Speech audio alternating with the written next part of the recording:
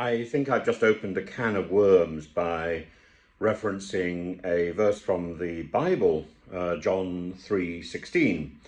And the context is that just as Moses set up the golden snake in the wilderness, so shall the Son of Man be lifted up.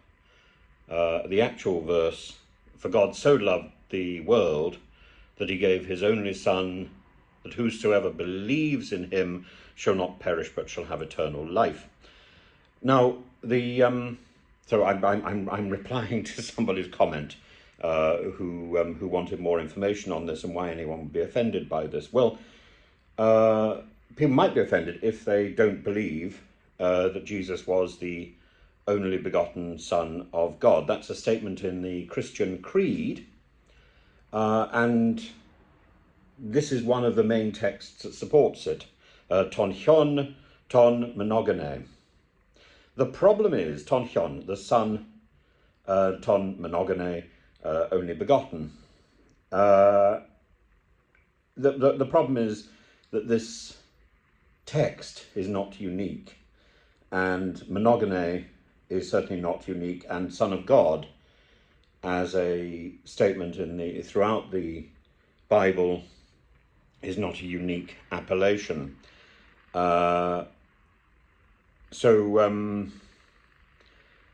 Christianity believes that Jesus is Son of God in a unique way, but that's not the only interpretation of that expression. And it could simply mean somebody who is pious, somebody who is God-fearing, and even in Christianity, in the baptismal tradition, Christians become children of God through baptism. And if you take this even further, through the Orthodox tradition of theosis, the whole of mankind, the whole of humanity has been changed by the birth of Jesus. Protestantism tends to emphasize the death of Jesus, the crucifixion. Orthodoxy may well emphasize that, but the principle of theosis emphasizes simply the incarnation, simply the fact that God chose to take on human form. That is the Orthodox idea of theosis, and it goes back to St. Athanasius, who puts forward a rather wonderful chiasmus.